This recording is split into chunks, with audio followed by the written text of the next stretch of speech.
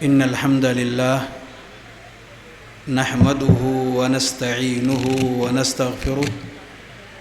ونعوذ بالله من شرور أنفسنا ومن سيئات أعمالنا من يهده الله فلا مضل له ومن يضلله فلا هادي له وأشهد أن لا إله إلا الله وحده لا شريك له وأشهد أن محمدًا عبده ورسوله أما بعد فإن خير الحديث كتاب الله وخير الهدي هدي محمد صلى الله عليه وسلم وشر الأمور محدثاتها وكل محدثة بدعة وكل بدعة ضلالة وكل ضلالة في النار. أعوذ بالله من الشيطان الرجيم. بسم الله الرحمن الرحيم. يا أيها الذين آمنوا اتقوا الله حق تقاته ولا تموتن إلا وأنتم مسلمون. يا أيها الناس اتقوا ربكم الذي خلقكم من نفس واحدة وخلق منها زوجها وبث منهما رجالا كثيرا ونساء واتقوا الله الذي تساءلون به والأرحام إن الله كان عليكم رقيبا. يا أيها الذين آمنوا اتقوا الله وقولوا قولا سديدا يصلح لكم أعمالكم ويغفر لكم ذنوبكم ومن يطع الله ورسوله فقد فاز فوزا عظيما. وقال تعالى في موضع آخر: يا أيها الذين آمنوا قوا أنفسكم وأهلكم نارا وقودها الناس والحجارة عليها ملائكة غلاظ شداد لا يعصون الله ما أمرهم ويفعلون ما يؤمرون.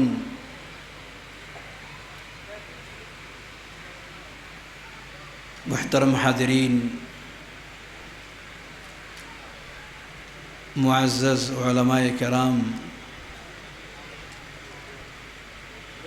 سامعین عظام، خواتین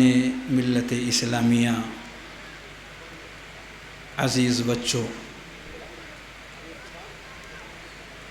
اللہ رب العالمین کا شکر اور احسان ہے کہ اس نے ہمیں بیش بہا نعمتوں سے مالا مال فرمایا، جس میں سر فہرست اسلام کی دولت ہے جو رب کبریا نے ہمیں عطا فرمائی ہے۔ خوش نصیب ہیں وہ لوگ جو اللہ رب العالمین کی دی ہوئی اس عظیم الشان نعمت کا نہ صرف پرتپاک استقبال کریں بلکہ اسے گلے لگا کر اپنی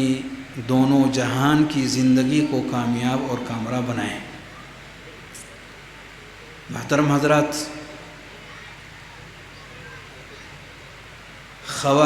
دور حاضر میں، اس پرفتن دور میں خواتین ملت اسلامیہ کی ذمہ داریاں کے موضوع پر آپ سے کچھ دیر گفتگو کا یہ شرف رب کریم بخش رہا ہے۔ دعا ہے بار الہ ہم تمام کی حاضری کو قبول فرما، ہم جس عظیم مقصد اور نیت سے یہاں آئے ہوئے ہیں اس میں ہمیں کامیابی نصیب فرما۔ مرد و خواتین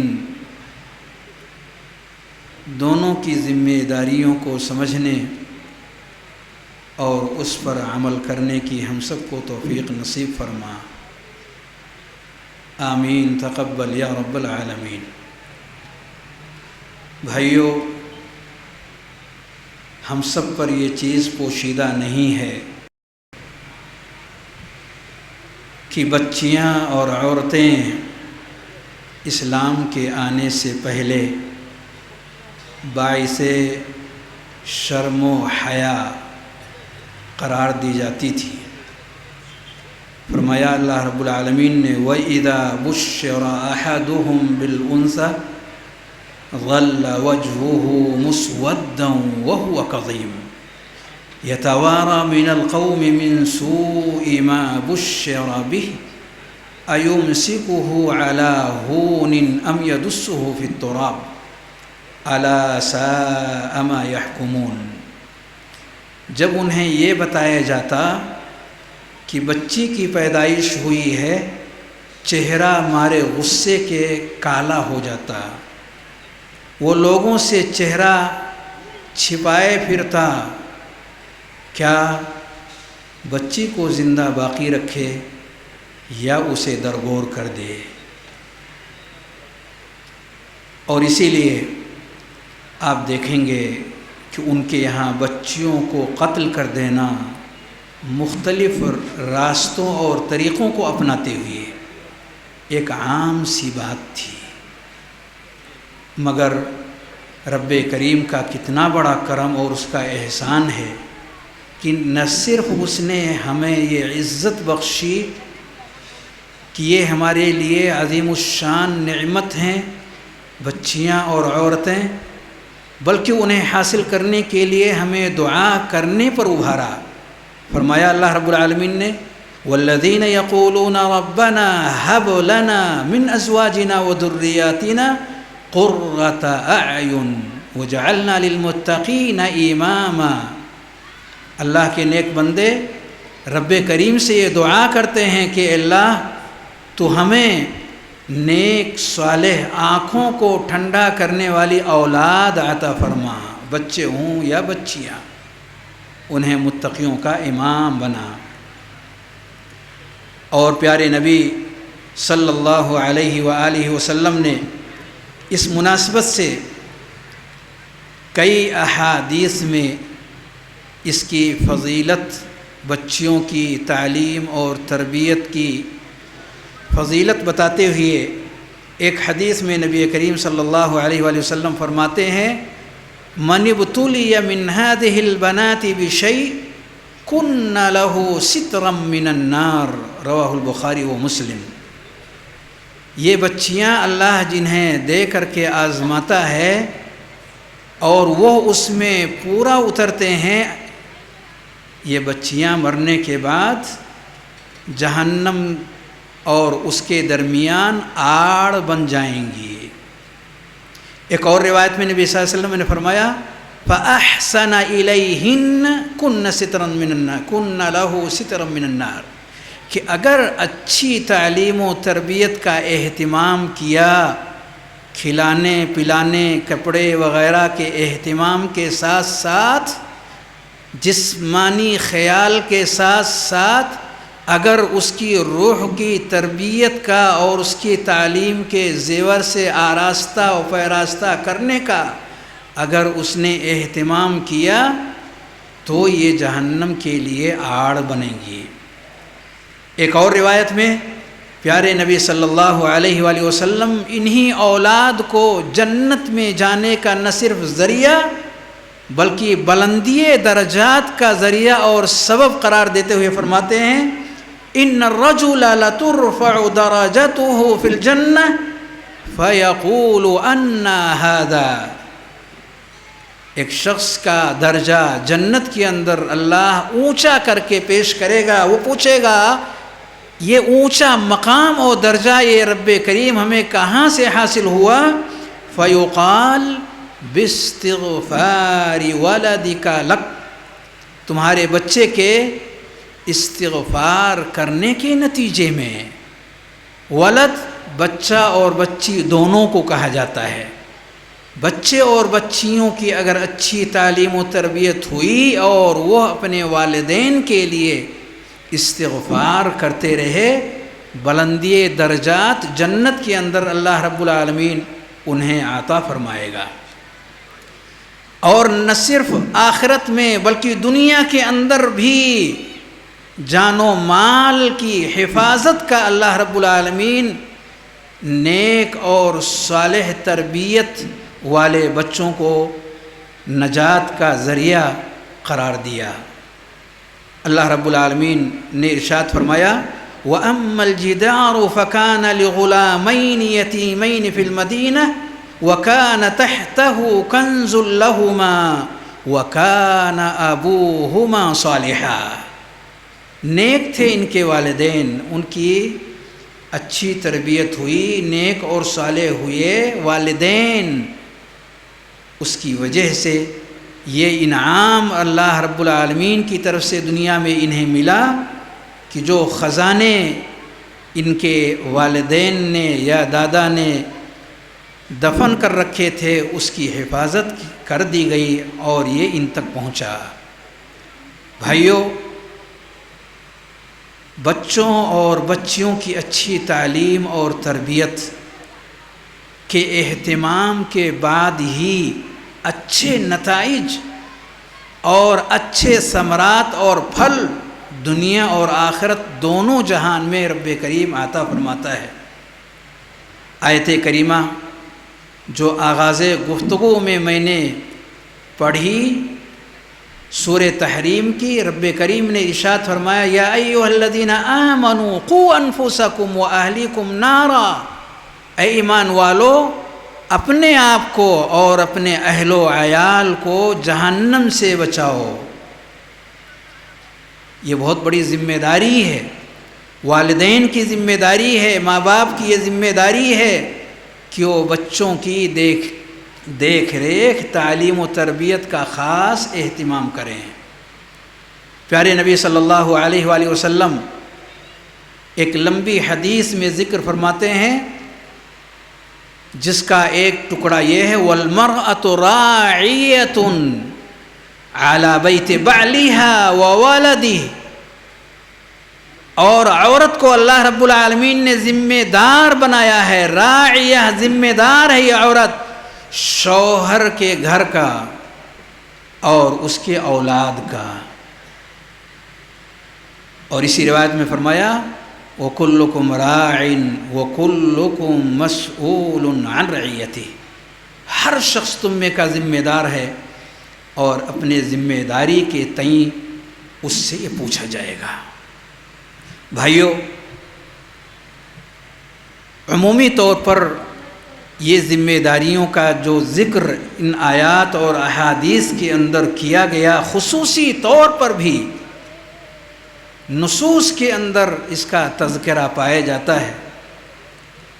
حضرت جندب رضی اللہ تعالیٰ عنہ فرماتے ہیں، کہتے ہیں کننا غلمانا حزاورہ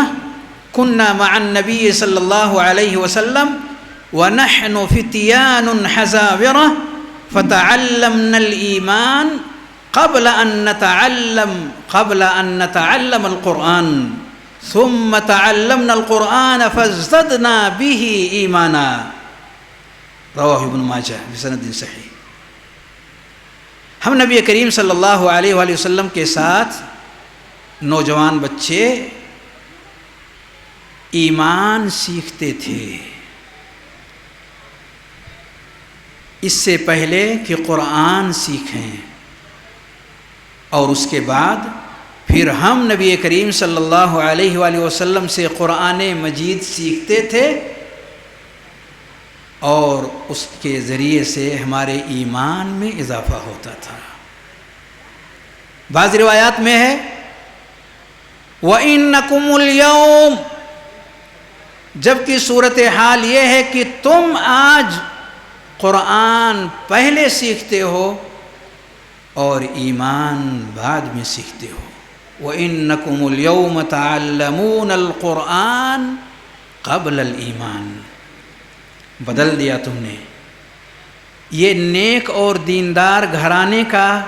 یہ معاملہ تو ہو سکتا ہے کہ وہ قرآن مجید سیکھنے اور سکھانے کا اہتمام کریں، اس کی طرف دھیان دیں کہ قرآن ہمیں سیکھنا ہے، ہمیں ہمارے بچوں کو سیکھنا ہے، لیکن ایمان جو کہ قرآن سے پہلے ہے، صحابہ کرام پیارے نبی صلی اللہ علیہ وآلہ وسلم سے یہ ایمان پہلے سیکھتے تھے۔ جانتے ہیں یہ کیا چیز ہے جو صحابہ کرام سیکھتے تھے؟ یہی ہے تربیت، یہی ہے عملی ٹریننگ جو پیدائش سے لے کر کے شروع ہوتا ہے۔ بچہ ابھی سیکھنے کے مرحلے میں نہیں ہے، سمجھنے کے مرحلے میں نہیں ہے، بچہ ہے، نادان ہے، لیکن آنکھیں اللہ نے دی ہیں، عقل اللہ نے دی ہے، کان اللہ نے دیے ہیں، دیکھتا ہے اپنے ارد گرد، سنتا ہے آس پاس کی باتوں کو، وہی اس کے دل و دماغ کے اندر بنیاد کی حیثیت اختیار کر جاتی ہے۔ اور کون ہوتے ہیں اس کے ارد گرد میں؟ 7 سال کی عمر تک بچے وہ ہوتے ہیں جنہیں ہم جو کچھ بھی دیں تو ان کے دل و دماغ میں پیوست ہو جائے، ان کے ذہن و دماغ میں وہ بات بیٹھ جائے، آنے والی زندگی میں ان کے لیے نفع بخش ہو۔ پر اس کے بعد کی جو زندگی ہے یہ پیوست ہونے والی زندگی نہیں ہے، یہ ان کی وہ زندگی ہے کہ جہاں پر افہام و تفہیم کا مرحلہ چلتا ہے، سمجھنے اور سمجھانے کا ماحول آتا ہے، ایک دوسرا ہی مرحلہ ہے۔ یہاں ریکارڈنگ کم اور فہم اور سمجھ کا مرحلہ زیادہ ہوتا ہے۔ اس 7 سال کے مرحلے کے اندر بچہ کہاں سے کیا سیکھتا ہے وہ ماں باپ کے بیچ میں ہوتا ہے، خاص طور سے ماں کی گود میں ہوتا ہے۔ الام مدرسۃ اذا اعددتها، ماں مدرسہ ہے، مکمل ایک مدرسہ ہے، سیکھتا ہے بچہ اپنے ماں سے۔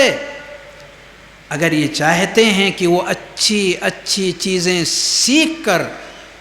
بنیاد بنا لے تو ماں کی زبان، ماں کا دل، ماں کا دماغ، ماں کا ہاتھ پیر، ماں کا پورا وجود تقویٰ اور طہارت،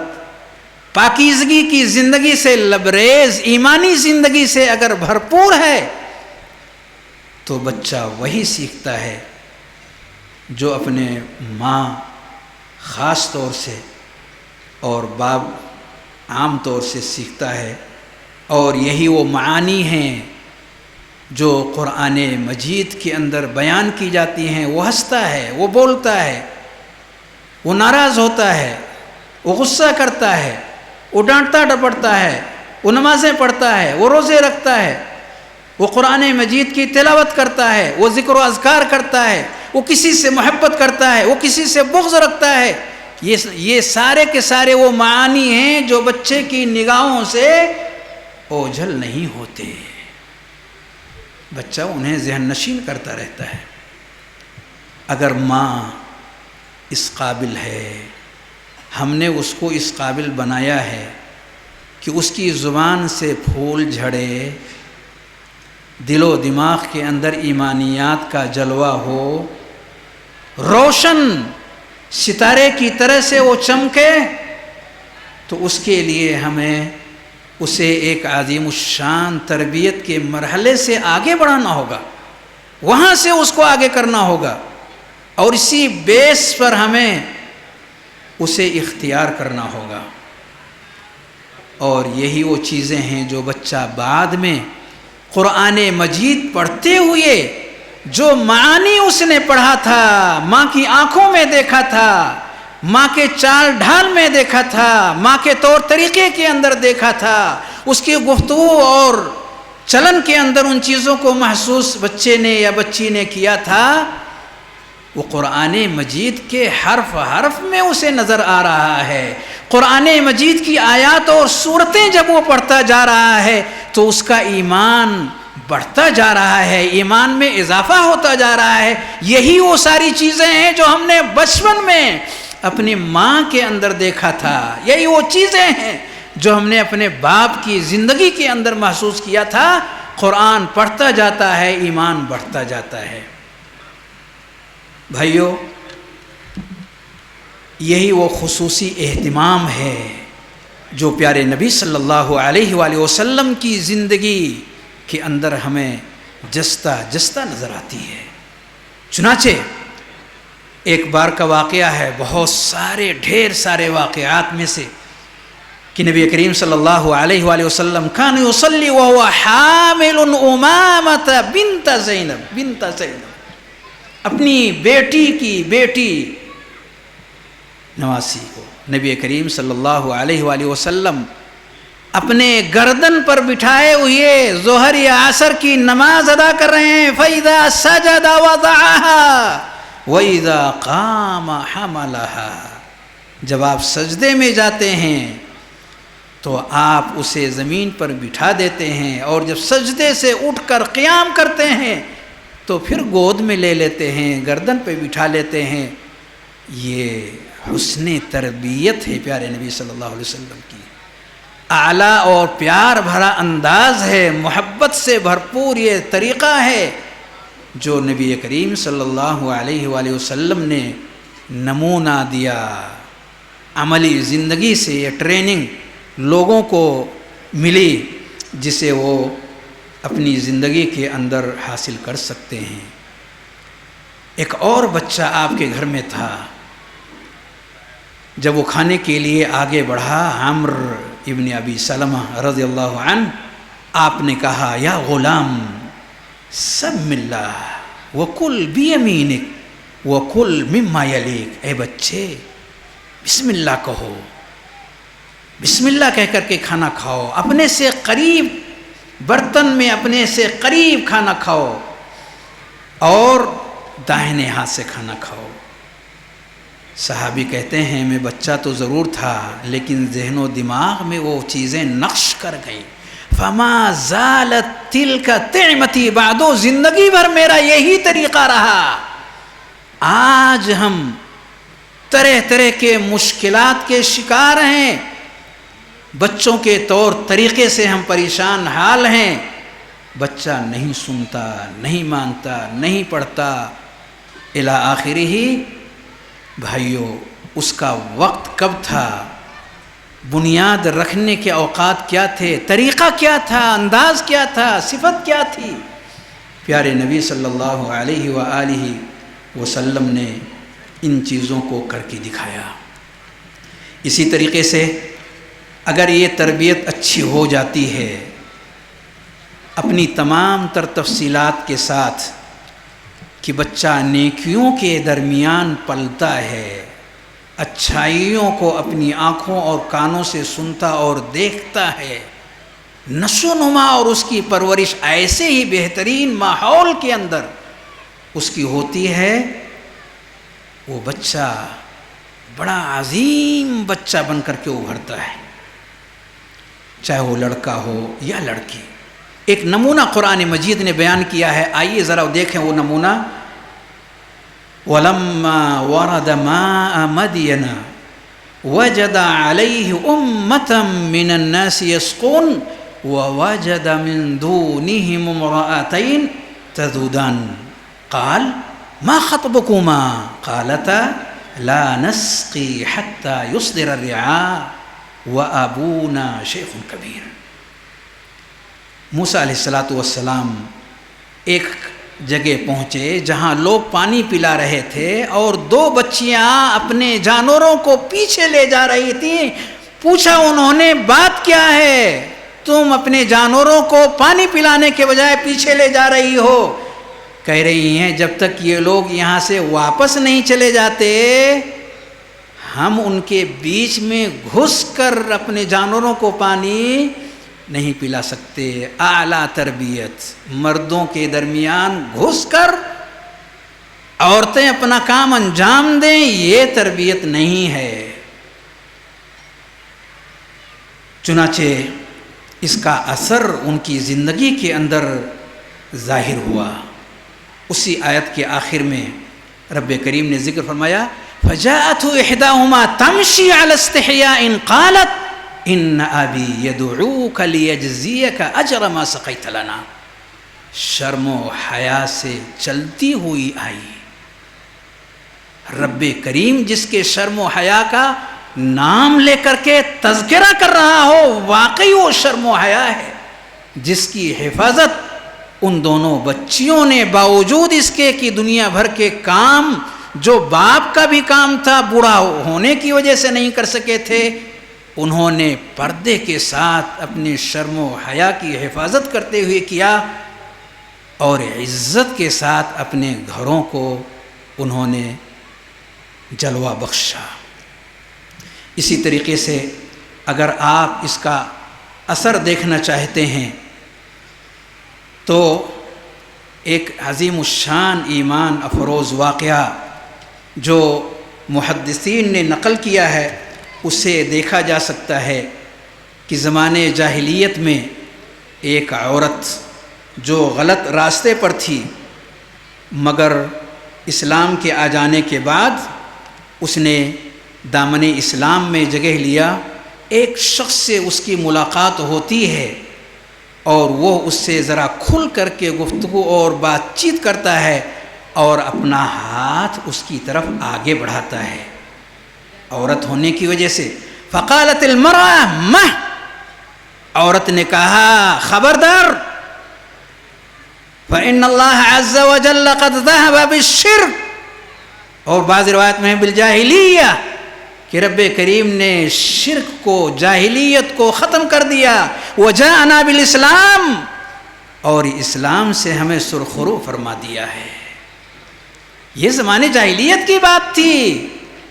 کہ مرد عورتوں کی طرف بغیر کسی نکاح اور شادی بیاہ کے اپنا ہاتھ آگے بڑھا دے۔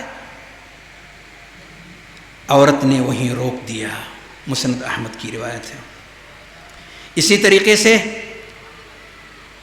ایک اور ایمان افروز عفت و پاکدامی سے بھرپور واقعہ جو مورخین نے نقل فرمایا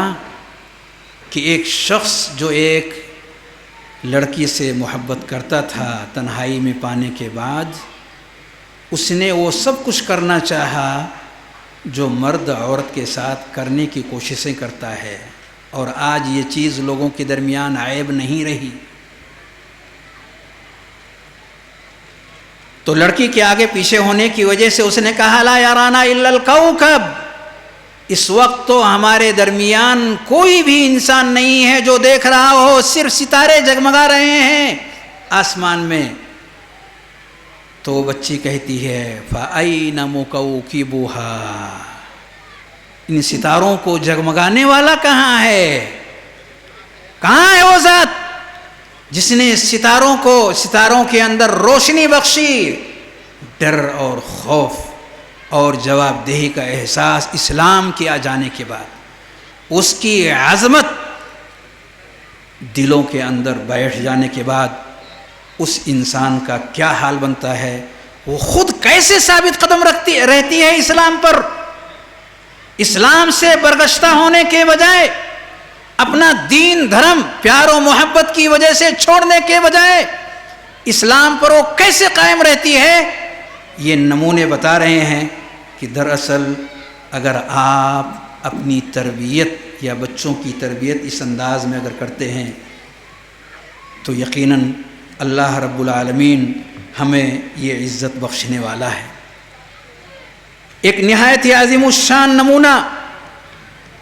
جو کہ بہت معروف اور مشہور ہے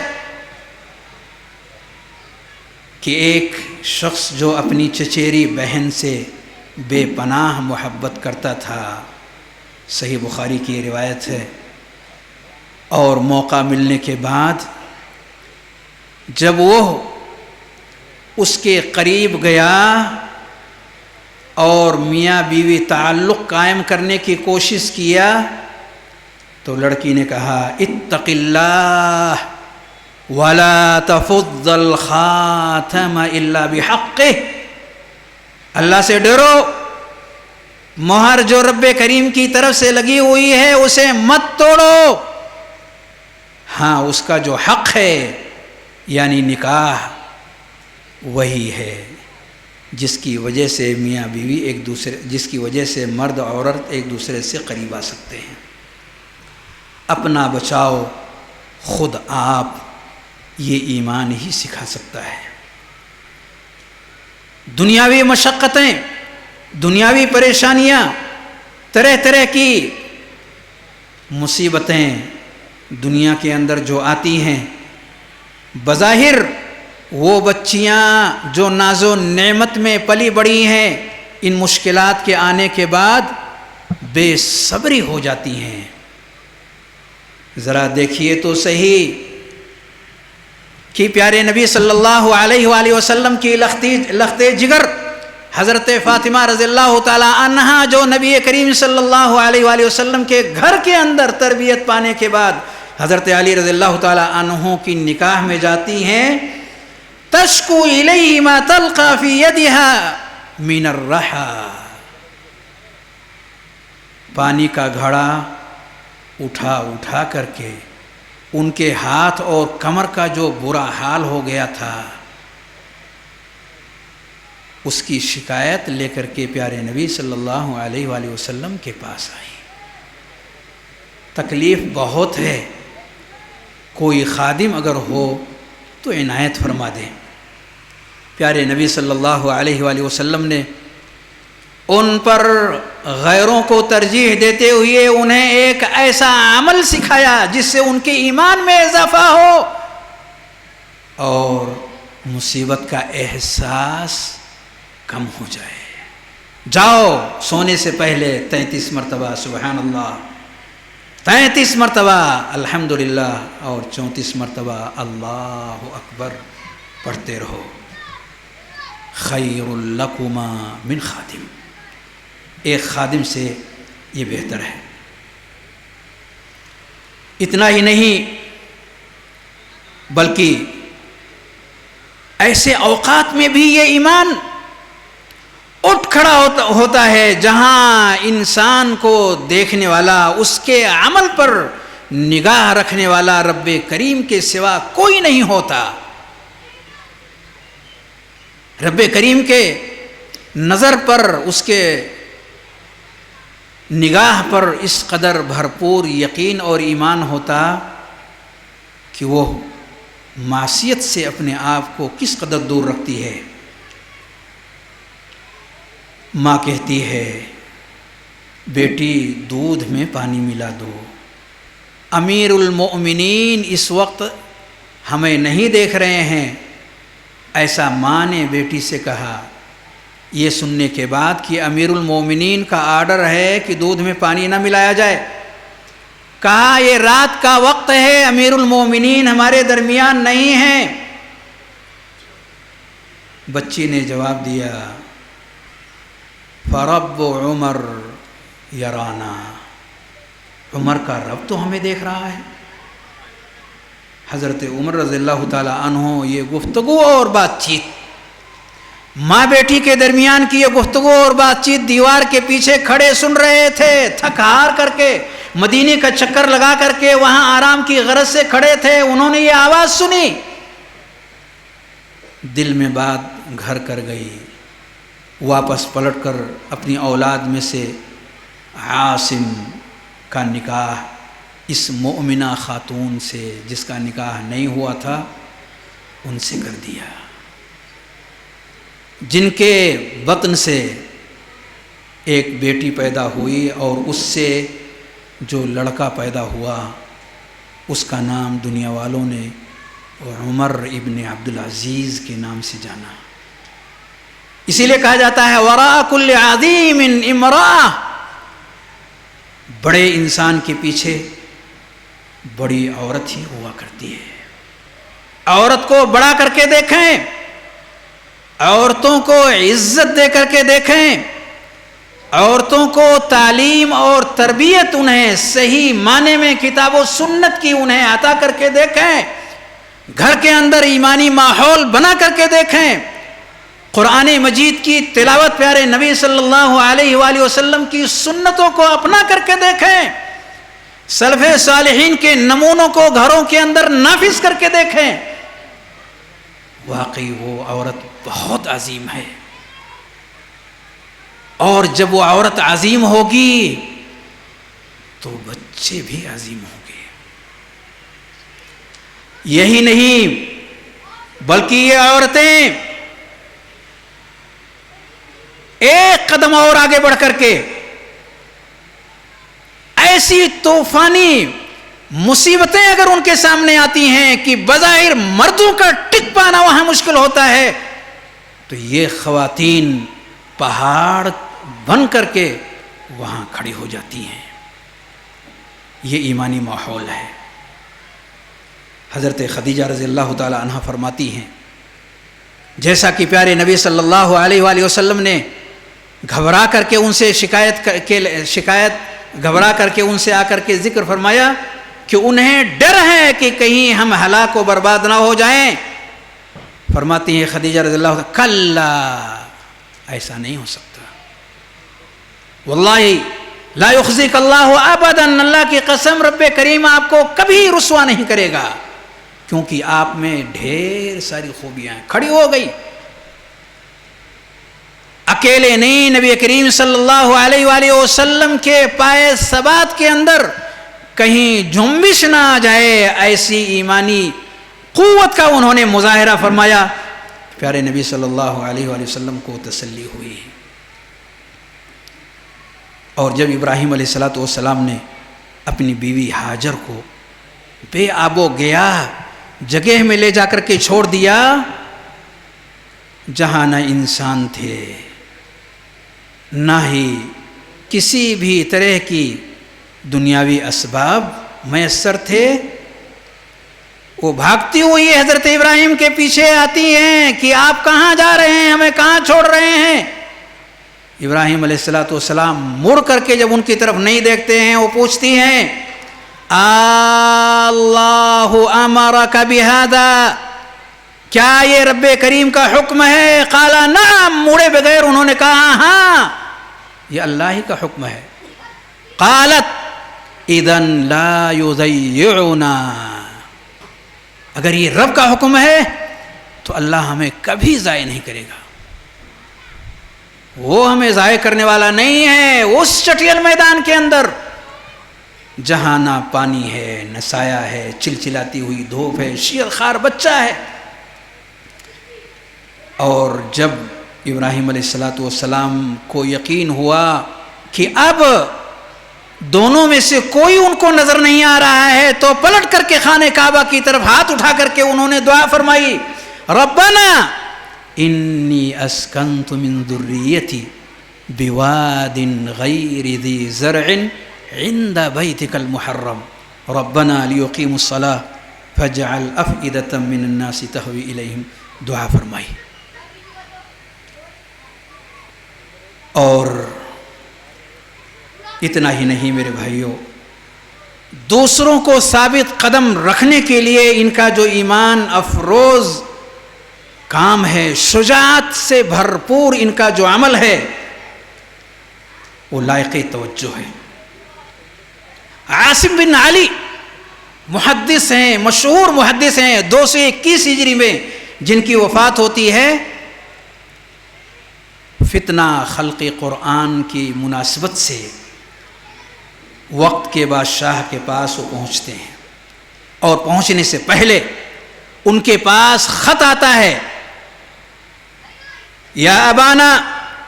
ان کی دونوں بچیوں کی طرف سے خط آتا ہے. بچیوں کی کیسی تربیت عاصم بن علی نے کیا تھا. بچیوں نے خط لکھ کر کے واسط سے ان کے پاس بھیجا بغداد. یا ابانا انه بلغنا ان هذا الرجل اخذ احمد بن حنبل فضربه على ان يقول القرآن مخلوق.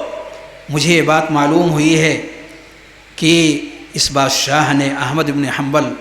امام احمد بن حنبل کو اس بنیاد پر مارا ہے کہ انہوں نے قرآن کو مخلوق نہیں کہا، بلکہ یہ کہا یہ اللہ کا کلام ہے، مخلوق نہیں ہے. فاتخذ وَاتَّقِ اللَّهِ، اے میرے ابو جان اللہ سے ڈریے، وَلَا تُجِبْهُ،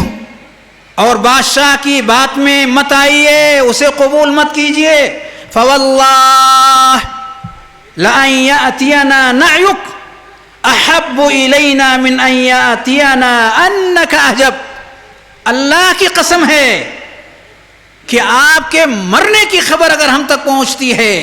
یہ ہم کو سن کر کے اچھا لگے گا بنسبت اس کے کہ یہ خبر آئے کہ آپ بادشاہ کے ڈر کی وجہ سے آپ نے قبول کر لیا ہے۔ بھائیو، دراصل اچھی تعلیم و تربیت کا یہ نہایت ہی بہترین اللہ رب العالمین نے اثر رکھا ہوا ہے کہ وہ نہ صرف اپنے لیے ثابت قدمی کا معاملہ ہوتا ہے بلکہ اوروں کو بھی وہ اسلام پر ثابت قدم رکھنے کا ذریعہ اور سبب بنتی ہے۔ یہ دیکھیے ام سلیم رضی اللہ تعالیٰ عنہ، جب ابو طلحہ نے نکاح کا پیغام ان کے پاس بھیجا تو کہتے ہیں ابو طلحہ آپ جیسے لوگوں کو رد نہیں کیا جاتا،